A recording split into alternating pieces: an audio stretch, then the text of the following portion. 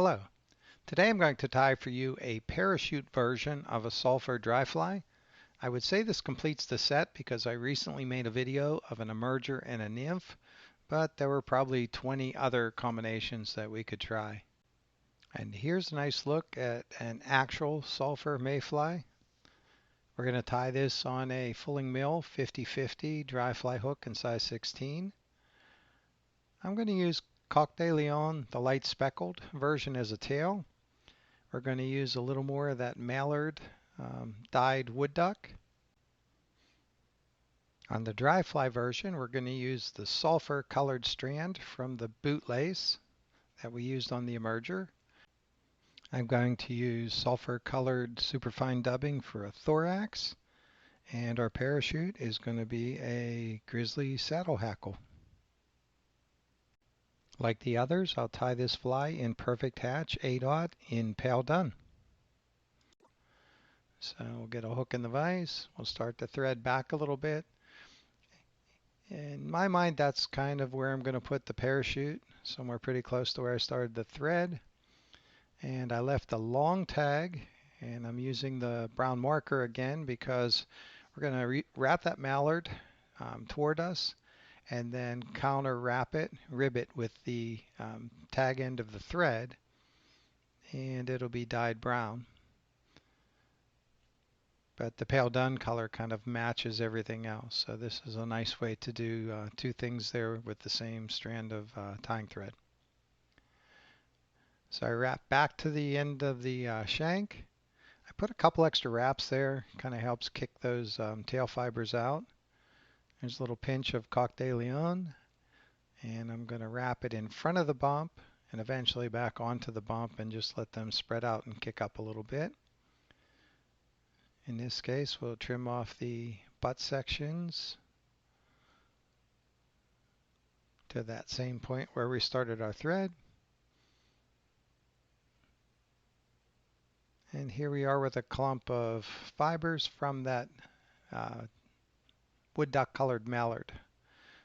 So, and like I said before, these are some of the larger feathers that came in the package. They're not really good for much else, and but I really like the way they when you wrap them and rib them and make a body like this. So I went ahead and did it for the third in this like mini sulphur fly series that I've done. So we'll snip off the excess and give it a couple of wraps just to make a smooth underbody. This is a good place to put in a whip finish or two just to hold things in place because I'm going to use the rotary feature of my vise.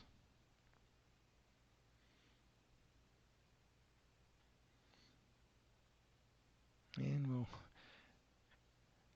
bring in the bobbin cradle and throw the thread over there and get out of the way. Now here I'm doing something that I wouldn't normally do, but I have the camera in the way and I've struggled with tying this off on camera and making it look neat and under control. So I'm going to use a Hackle plier on these things. And like I said, I typically wouldn't do this, but this helps with the cross wrap at the end when I go to tie it off. So I'm wrapping this over the top toward me in the opposite direction that I would normally tie the fly. And we're working our way forward. And I don't want this to twist up. I'm going to make the segments with the ribbing material. But if you wanted to, you probably could have given that a little twist and gave it segmentation that way. And these aren't the strongest fibers in the world, so wrapping it over a little head cement or super glue might have been okay as well. So there I did my one across, one in front, and then come back and put a couple of wraps. And it was a little easier to demonstrate that with the Hackle pliers because I could let go of the end and let it just kind of hang there. So we'll snip off the excess. This is another good place to add a whip or two.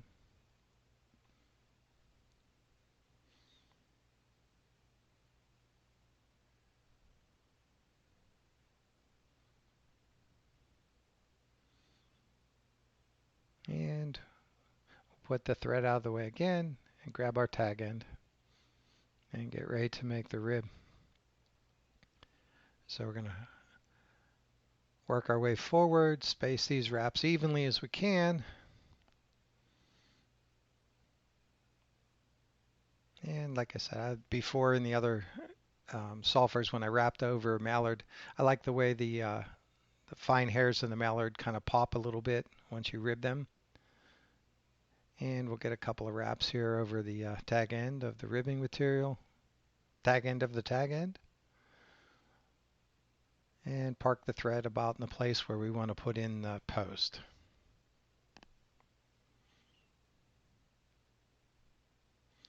So for this post, I have that sulfur colored strand from the shoelace, and I'm just going to put 3 or 4 wraps right in one spot and fold it up. And actually the size that it comes was about perfect for this size 16 post.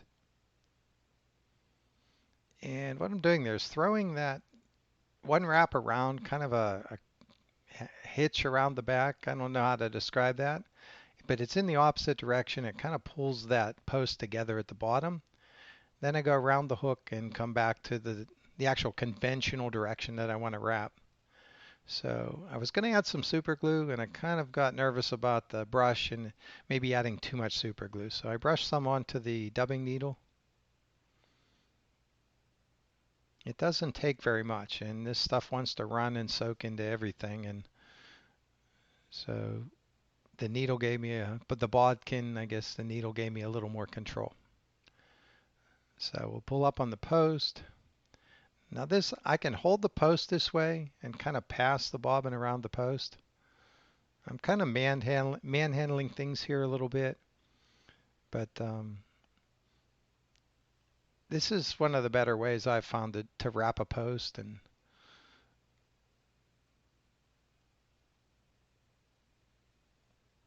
again, I think once you get the maneuver down pat, it's a little easier than it looks. And we'll go around the hook shank just to kind of tidy things up, pull things back in place first. And here's our Grizzly hackle. I'm just demonstrating there. It's a little more than the gap of the hook.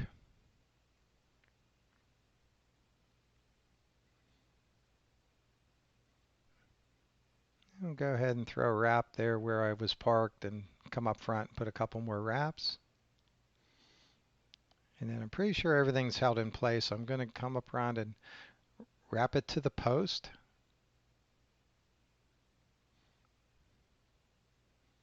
Then get about 2 turns there, and then I'm satisfied that it's going to be out of. Now this is a saddle hackle, and it's really long, and it would have been wasteful to cut it off, so I just kind of push it out of the way a couple of times. But in a perfect world, maybe for posts, maybe saddle hackles aren't ideal. If I had the option of using something else, a shorter hackle, 1 hackle per fly kind of thing, it might have been a better choice. But these hackles are so nice, and this one just happened to be the right size, and it was laying on the bench, so here we go. So we came in with that superfine dubbing. A little tip here or trick there. It's long stapled, and it's often you get one end tied down or when you're doing your twisting around the thread, and then it wants the dog leg or come loose. So what I do is when I pull a pinch out, I start to snip it off at about 3/4 of an inch long, and then it's shorter and easier to work with. So I'll take a long strand. It might pull out of there about 1.5 inches long, and I'll cut it into 3 pieces and kind of finger mix it a little bit and then dub it. And here I think we need a little more dubbing to fill in around. Kind of tidy up the dubbing there a little bit, get a couple of wraps in place.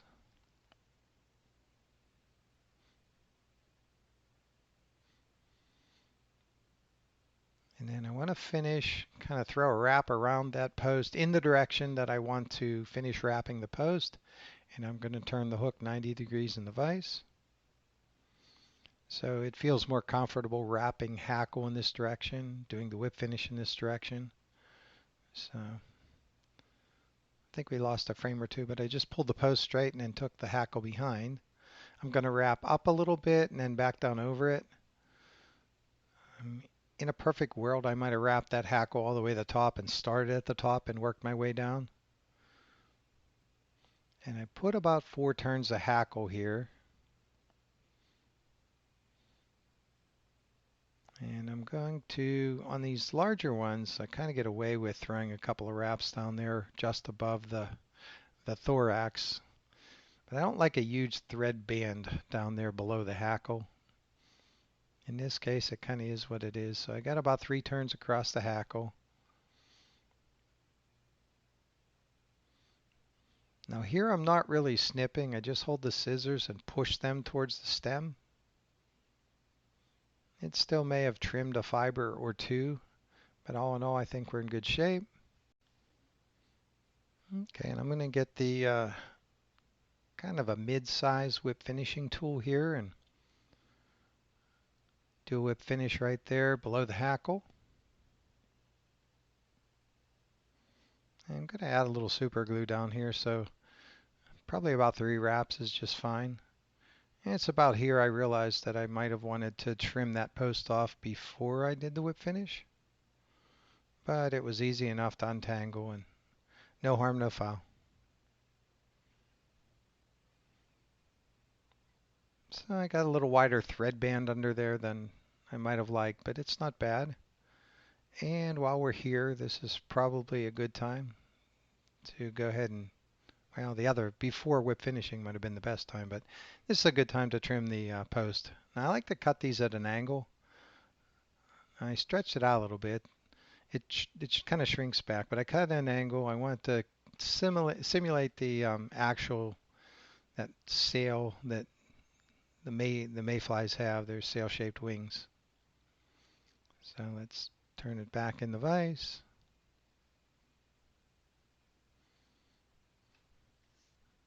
And all in all, I'm pretty happy with how this came out. So I'm centering that, and we'll get our super glue and our bodkin again and put a nice drop of super glue down there at the base so nothing comes loose. If it helps you feel more comfortable about it, another drop up at the top, at the bottom of the post, right above there. And I'm going to do that, but kind of hide it from you because of my fingers in the way.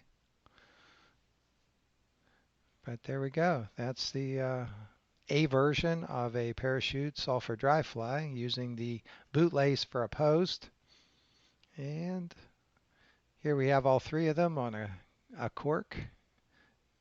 And maybe one of these will be the ticket on one of those sulfur hatches on the stream near you. So if you hung in there to the end and you want to learn more about me, look me up on Amazon. And until next time, be safe.